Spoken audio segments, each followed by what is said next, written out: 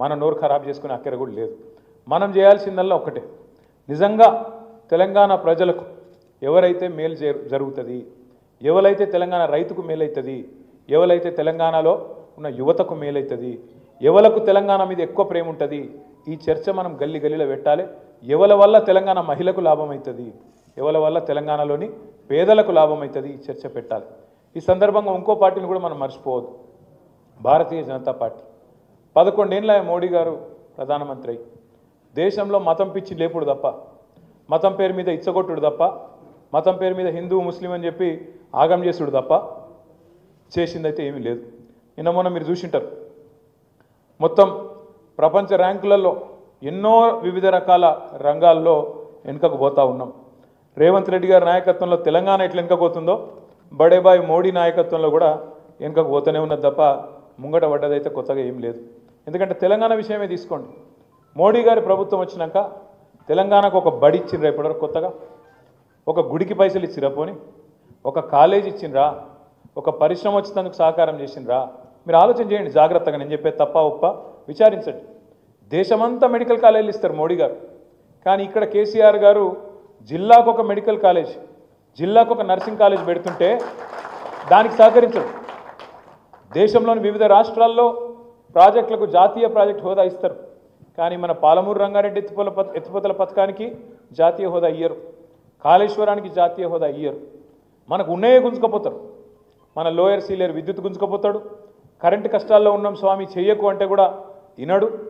మీరు రైతుల మోటార్లకు మీటర్లు పెట్టాలంటాడు, లేకపోతే మెడ మీద కత్తి పెట్టి తెలంగాణకి ఇచ్చే పైసలు తగ్గిస్తా అంటాడు.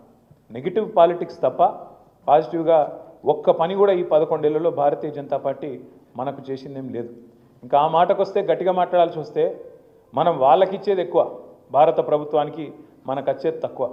మనం ఇచ్చేది రూపాయి, ఆడికెళ్ళి వాపసు వచ్చేది 45 పైసలు, అంతకంటే ఎక్కువ మనకు రాదు. మనం ఈ దేశాన్ని సాదుతున్న రాష్ట్రాల్లో ఒకటి.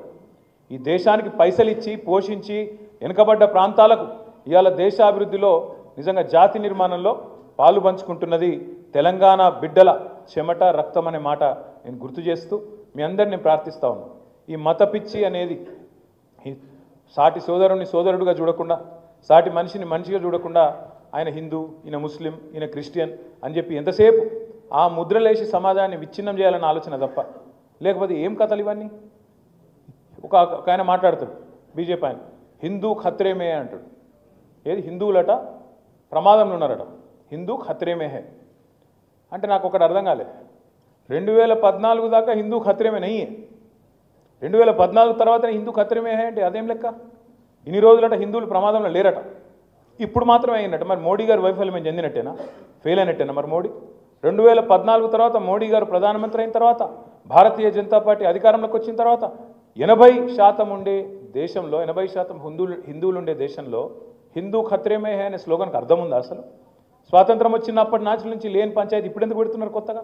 ఎందుకంటే వాళ్ళ సలిమంటల్లో వాళ్ళు సలిగాచుకునేందుకు దేశాన్ని విడగొట్టి ఇచ్చగొట్టి ఖచ్చితంగా వాళ్ళ రాజకీయం కోసం తప్ప చేసిన ఒక్క మంచి పని మీద ఓటు అడగండి భారతీయ జనతా పార్టీ నాయకుని. ఏ ఒక్క భారతీయ జనతా పార్టీ నాయకుడైనా ఓట్లు అడిగేటప్పుడు నేను ఒక 5 పదాలు చెప్తా: హిందూ, ముస్లిం, పాకిస్తాన్, జై శ్రీరామ్, మోడీ. ఈ 5 పదాలు చెప్పకుండా ఓటు అడిగేటోడు ఎవడన్నా ఉన్నాడా? నేను ఈ పని చేసిన కాబట్టి నాకు ఓటేయండి అని చెప్పే పరిస్థితి ఉందా? హిందూ అనాలి, ముస్లిం అనాలి, పాకిస్తాన్ అనాలి, జై శ్రీరామ్ అనాలి, ఓట్లు వేసుకోవాలి, అవతల పడాలి, మళ్ళీ కనబడద్దు. ఇది తప్ప 11 ఏళ్లలో భారతీయ జనతా పార్టీ మనకు చేసింది ఏంది ఆలోచించండి. ఇంకొక మాట కూడా నేను అడుగుతా ఉన్నా, మీరు జాగ్రత్తగా ఆలోచించండి. ఇలా తెలంగాణకు సంబంధించినంత వరకు ఇద్దరు కూడా శత్రువులే, 2 జాతీయ పార్టీలు, 2 ఢిల్లీ పార్టీలు శత్రువులే, అటు బీజేపీ ఇటు కాంగ్రెస్. ఎందుకంటారా? మీరు ఆలోచించండి, జాగ్రత్తగా ఆలోచించండి.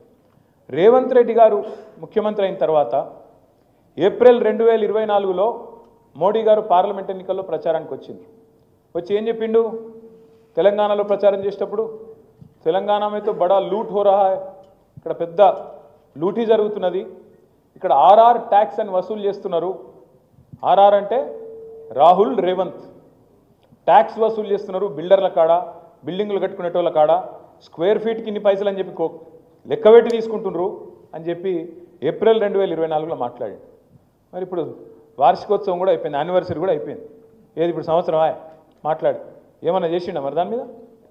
దొంగతనం జరుగుతుందని ప్రధానమంత్రి చెప్తాడు, కానీ దొంగను పట్టుకుంటాను మాత్రం ముందుకు రాడు, ఏం చేయడు. సంవత్సరం అయిపోయా.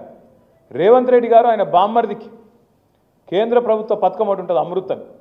ఆ అమృత్ అనే పథకంలో బామ్మర్ది కంపెనీకు అర్హత లేకపోయినా క్వాలిఫికేషన్ లేకపోయినా 1137 కోట్ల కాంట్రాక్ట్ ఇచ్చిండు ఆయన బామ్మర్ది సుజన్ రెడ్డి అని. ఇస్తే నేను ఢిల్లీ దాకా పోయి షికాయత్ చేసిన, ఇది ఇంత అరాచకం చేస్తున్నాడు రేవంత్ రెడ్డి, బామ్మర్ది కంపెనీ కాబట్టి ఆయనతో అప్పనంగా అత్తసొమ్ము అల్లుడు దానం చేసినట్టు ఆయనతో ఇచ్చేసిండు, ఇంత అన్యాయం చేస్తాడు, దీని మీద యాక్షన్ తీసుకోండి అని చెప్పి కేంద్ర మంత్రి ఖట్టర్ గారికి చెప్పొచ్చిన. చెప్పి కూడా 6 నెలలే, ఏమైనా యాక్షన్ ఉందా? ఉండదు. అట్లాగే తెలంగాణ రెవెన్యూ మంత్రి శ్రీనివాస్ రెడ్డి, ఆయన ఇంటి మీద ఈడీ దాడి అవుతుంది, ఈడీ దాడి అవుతుంది. దాడి అయ్యి కూడా ఇప్పుడు దగ్గర 6 నెలలే. అటు ఈడీ ఓడు నోరు తెరుస్తలేడు, ఇటు ఈయన నోరు తెరుస్తలేడు. ఏమైంది రాబాయ్, ఏమైనా దొరికిందా అంటే ఆయన చెప్పాడు, ఈయన చెప్పాడు, ఇద్దరు చెప్పారు. అంటే ఎంత దగ్గర సంబంధం చూడండి. ఆఖరికి నిన్నగాక మొన్న సోనియా గాంధీ గారి మీద రాహుల్ గాంధీ గారి మీద ఈడీ వాళ్ళు ఛార్జ్ షీట్ వేసారు. నేషనల్ హెరాల్డ్ అని ఏదో స్కామ్ అయింది 2000 కోట్లు అని చెప్పి 2-3 రోజుల కిందట ఛార్జ్ షీట్ వేసారు. దేశంలో ఉన్న కాంగ్రెస్ వాళ్ళందరూ లొల్లి పెట్టారు. పాపం మహేష్ గౌడ్, అంజన్ యాదవ్, విఎన్ మంత్రావు సాబ్ వీళ్ళందరూ పోయి ఈడీ ఆఫీస్ ముంగట పడ్డారు, ధర్నా చేసారు, లొల్లి పెట్టారు, తిట్టిరు. వాళ్ళిద్దరైతే గలీజ్ తిట్లు కూడా తిట్టిరు. కానీ రేవంత్ రెడ్డి గారు మాత్రం ఇప్పటికి 5-6 రోజులే, కుయ్యి లేదు, కాయి లేదు, సడీ లేదు, సప్పుడు లేదు. ఏది రాహుల్ గాంధీని సోనియా గాంధీ మీద కేసు పెడితే కూడా కేంద్ర ప్రభుత్వం రేవంత్ రెడ్డి మాత్రం ఉష్ గప్చుప్ అంటుండు తప్ప మాట్లాడతలేడు. ఎందుకు? ఏం అర్థం చేసుకోవాలి మరి మనం దీన్ని? రాబోయే రోజుల్లో జరగబోయే రాజకీయం గురించి ఒక సంకేతమా? 2 పార్టీలు ఒకటై ఒకరినొకడు కాపాడుకుంటూ బీఆర్ఎస్ను ఖతం చేసి మళ్ళీ మనం చూసుకుందామనే ఒక దానికి ఒక ఆలోచన. ఈ తెలంగాణ సమాజం కూడా జాగ్రత్తగా ఆలోచించాలి. ఎందుకు వీళ్ళిద్దరికి అంత కోపం? గులాబీ జెండా అంటే ఏం తప్పు చేసింది గులాబీ జెండా? తెలంగాణ తెచ్చుడు తప్పైందా? తెలంగాణను అగ్రభాగాన్ని నిలబెట్టుడు తప్పైందా కేసీఆర్ గారు? తెలంగాణలో జిల్లాకు ఒక మెడికల్ కాలేజ్ పెట్టుడు తప్పైందా? ప్రతి ఊరును బాగు చేసుడు, ఇంతకుముందు నరోత్తం రెడ్డి చెప్పినట్టు ప్రతి ఊరును బాగు చేయాలని చెప్పి జాతీయ స్థాయిలో 30% పంచాయతీ అవార్డులు గెలుచుకునే స్థాయికి తెలంగాణ తీసుకుపోవడం తప్పైందా? ఇంటింటికి నల్లా పెట్టి దేశానికి ఆదర్శంగా నిలబడడం తప్పైందా? మిషన్ కాకతీయ పెట్టి అన్ని చెర్లను బాగా చేసుడు తప్పైందా? ఏం తప్పు చేసిండు కేసీఆర్ గారు? రైతు బంధు తెచ్చి భారతదేశంలో పీఎం కిసాన్ అని ప్రధానమంత్రి నరేంద్ర మోడీ పెట్టేందుకు ప్రేరణగా నిలిచుడు తప్పైందా? ఏం తప్పైంది? యాదాద్రి గుడిగట్టుడు తప్పైందా? లేదా మా అక్క నాయకత్వంలో మన ఊరు మన బడి అని పెట్టి దాదాపు 26,000 పాఠశాలలు, ప్రభుత్వ పాఠశాలలను 3 దశల్లో మంచిగా చేయాలని ఆలోచన చేసుడు తప్ప, తెలంగాణలో పచ్చదనం పెంచుడు తప్ప, నీళ్ళను పెంచుడు తప్ప, భూముల ధరలు పెరుగుడు తప్ప, తెలంగాణలో ప్రతి ఇండస్ట్రీ బాగుపడుడు తప్ప ఏంది మనం చేసిన తప్పు? ఎందుకు వెనుకపోవాలి? ఎందుకు కథం కావాలి బీఆర్ఎస్? అందుకే మీతో రిక్వెస్ట్ చేసేది, ప్రార్థించేది, ఈ పార్టీ ఇంకో 25 ఏళ్ళు, ఇంకో 50 ఏళ్ళు గట్టిగా ఉండు అనేది, మంచిగా ఉండు అనేది. అధికారం ఎవరికి శాశ్వతం కాదు. అప్పుడప్పుడు అధికారంలో ఉంటాం కావచ్చు, అప్పుడప్పుడు ప్రతిపక్షంలో ఉంటాం కావచ్చు. ఎట్లున్నా ఈ గులాబీ జెండానే తెలంగాణకు శ్రీరామ రక్ష, ఇది మనం మర్చిపోవద్దు. ఈ గులాబీ జెండానే తెలంగాణకు గుండె ధైర్యం. ఇది ఉన్నంతకాలం తెలంగాణ గలం విప్పుతూనే ఉంటుంది, గలం విప్పుతూనే ఉంటుందని నేను ఉత్తగానే అంటలేను. మూసీ అని చెప్పి మూసీలో మీ రాజేంద్రనగర్ నియోజకవర్గంలోని హైదర్ షా కోట్లో పక్కనే బౌద్ధపురాలో కిషన్ బాగ్లో ఇష్టం వచ్చినట్టు అరాచకం చేస్తుంటే అడ్డుకున్నది ఈ గులాబీ జెండానే, మర్చిపోవద్దు.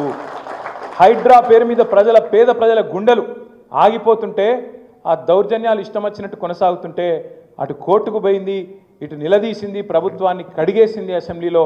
ఇదే గులాబీ జెండా, మర్చిపోవద్దు.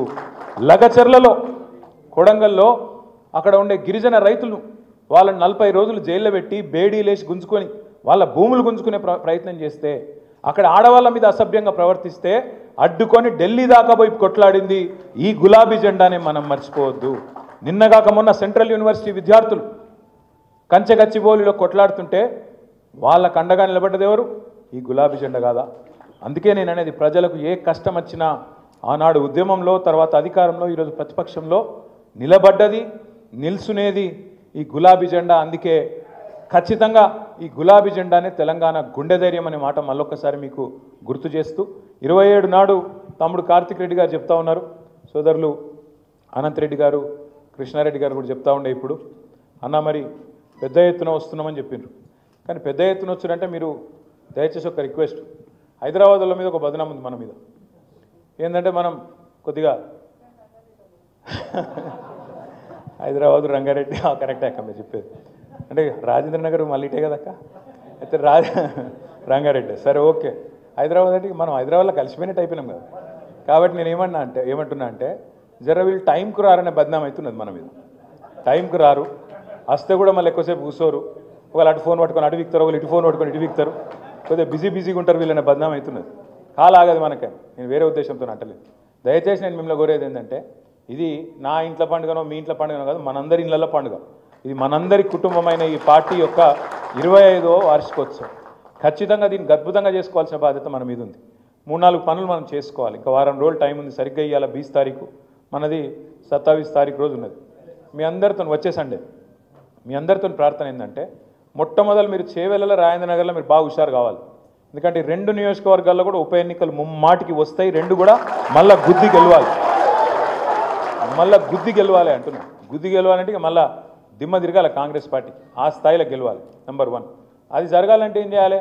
మరి ఎక్కడెక్కడనైతే బస్తీలలో జెండా దిమ్మెలు ఉన్నాయో, ఊళ్ళలో జెండా దిమ్మెలు ఉన్నాయో ఉన్న వాటికి మంచిగా రంగు వేసుకోవాలి, మళ్ళీ పింక్ పెయింట్ పూసుకోవాలి, మంచిగా పేరు రాసుకోవాలి, కేసీఆర్ జిందాబాద్ జై తెలంగాణ అని చెప్పి మంచిగా బందోబస్తుగా ఇంట్లో పండుగకు సిద్ధంగా బోనాల పండుగకు, బతుకమ్మ పండుగకు, దసరా పండుగకు చేసుకోమంతా మంచిగా ఇల్లు చదువుకోవాలి, మంతా ఇల్లు ఉడుచుకోవాలి, సున్నాలు వేసుకోవాలి. సున్నాలు వేసుకుంటే వాళ్ళు ఇప్పుడు ఎల్లమ్మ పండుగ ఉందనుకో చేసుకోరా.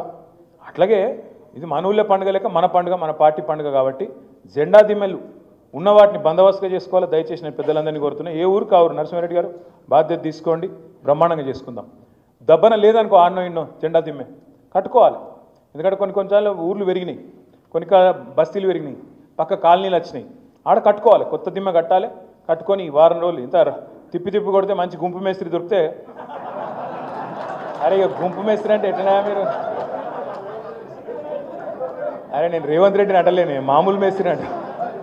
అరే మీరు మర్చిపోతురు. ఆ గుంపు మేస్త్రి ఏమో కూలగొట్టేటోడు, నేను మాట్లాడేటోడేమో కట్టేటోడు.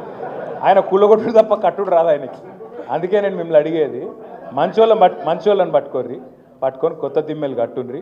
లేని కాడ దిమ్మెలు కట్టుకుందాం, బందోబస్తుగా పెట్టుకుందాం. నెంబర్ 1. రెండోది ఉన్న కాడ మంచిగా వాటిని టింకరింగ్ చేసుకొని మంచిగా వేసుకొని తయారు చేసుకుందాం. పార్టీ మెటీరియల్ మొత్తం పంపింది, జెండాలు గిండాలు మొత్తం పంపిరు.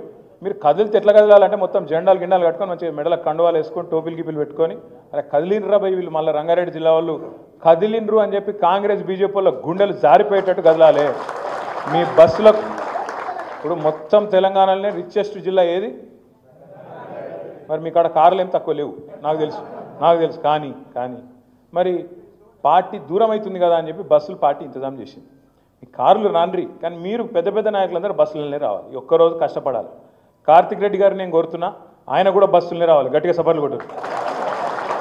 కార్తిక్ రెడ్డి గారు బస్సులనే వస్తారు, సవితక్క కూడా వస్తా అంటే గట్టిగా ఇంకా గట్టిగా కొట్టాలి. ఎందుకంటే నాయకుడు అనేటోడు ముంగటపడి మనం లీడ్ చేయాలి. ఖచ్చితంగా మనం బస్సు ఎక్కితే మనం కూడా అందరు ఎక్కుతారు. లేకపోతే ఏమవుతుంది, ఎవరి కార్ల వాళ్ళు కూర్చుంటారు, అరే రండి రాబోయ్ అని చెప్పి మీరు బయలుదేరిననుకో ఆ బస్సు అటుకెళ్ళటే విక్తుంది. ఆ బస్సులో 10 మంది 5 మంది ఎక్కి ఆయన మధ్యలో దిగి మధ్యలోకి వెళ్ళిపోతారు. మీకు తెలుసు, నాకు తెలుసు. 25 ఏళ్ళ గామాత్రం అనుభవం వస్తుంది కదా, వచ్చింది. అందుకే దయచేసి మిమ్మల్ని కోరేది, ముందే మన మీద బద్నాం ఉంది, కాలాగదని ముందే మన మీద బద్నాం ఉంది. వీళ్ళు చివరి దాకా ఉండరండి. మరి ఉంటామా? చేసుకుందామా? పక్కా చేద్దామా? మీ టార్గెట్లు సబితక్క, తర్వాత కార్తీకు, తర్వాత అనంతన్న, కృష్ణన్న అందరు మీకు వచ్చి కూర్చొని చెప్తారు. మీరు దయచేసి కూర్చొని మంచిగా ఎక్కడోళ్ళు అక్కడ ఇప్పటి నుంచి ప్లాన్ చేసుకోరు. దిమ్మెలు, బంటింగ్లు కట్టుడు, బ్రహ్మాండంగా పోస్టర్లు, వాల్ రైటింగ్లు. ఇక ఇంట్లో పండుగ అన్నప్పుడు ఏమేం చెప్తామో అవన్నీ చేయాలి. దానికి మీరు చిన్నపిల్లలు కాదు, నేను మీకు బొట్టు పెట్టి చెప్పే అక్కర లేదు, పక్కా చేయాలి. రెండవది, మా పద్మారావు సాబ్ ఉంటాడు, మా చిచ్చా, ఎవరు సికింద్రాబాద్ ఎమ్మెల్యే సాబ్. ఇక హైదరాబాద్లో ఎట్లుంటారో మీకు తెలుసుగా. ఇదివరకు వరంగల్ మీటింగ్ అయింది, మేమందరం మీటింగ్ పోయి వాపస్ వస్తున్నాం. మాకు జనగామ కాడ పద్మారావు సాబ్ పక్కన ఛాయ్ తాగుతుండు. మాకంటే ముందు ఎట్లా వచ్చిండ బాయ్ అని ఆపుతాం. ఏం సంగతి చిచ్చా గీడేం చేస్తున్నావే అంటే నేను ఇకపోయిన ట్రాఫిక్లో ఆడుకు రానేరలేదు నేను అనవాడు. నేనంటే చిచ్చా నువ్వు మంచిగున్నావే, నువ్వు ఎల్లుడు ఆలస్యంగా వెళ్తావు, మళ్ళీ వచ్చి మధ్యలో ఇరుక్కపోయినా మళ్ళీ ఎటకారం నిష్ఠూరం ఎందుకే నాకు అర్థం కాదంటే ఏం చేయమంటావు రా మరి నేను ఏం చేయాలి అంటుండు. మళ్ళీ మీరందరూ కూడా అసంటోళ్ళే. మంచిగా కాక మంచిగా కండువ దులిపి మీరు స్నానం చేసి పౌడర్ వేసుకొని మంచిగా దూకొని మంచిగా మెల్లగెళ్తామంటే కుదరదు. ఆడికి ఆ రోజు వరంగల్కు 30-40 వేల బండ్లు వస్తాయి. మరి 30-40 వేల బండ్లలో ట్రాఫిక్ జామ్ కాదా? బరాబర్ అవుతుంది. మరి ఇరుకద్దు అనుకుంటే ఏం చేయాలి? ముందు వెళ్ళాలి. ఇక ముందు ఎప్పుడు ఏంది మీరు మాట్లాడుకోరు. ఎందుకంటే డిస్టెన్స్ బట్టి తోవ బట్టి ఆడికి పోయే రోడ్డు బట్టి ఇప్పుడు రోడ్డు మీద ఇంతంత పాటోలు ఉంటేనే ఆగమాగం అవుతుంది ట్రాఫిక్. మనకు హైదరాబాద్లో అందరికీ ఎరికే మనకు. కాబట్టి నా ప్రార్థన ఏంటంటే టైంకి వెళ్ళుండ్రి. పొద్దున ఊళ్ళలో జెండా ఎగిరేయండి, బస్తీల జెండా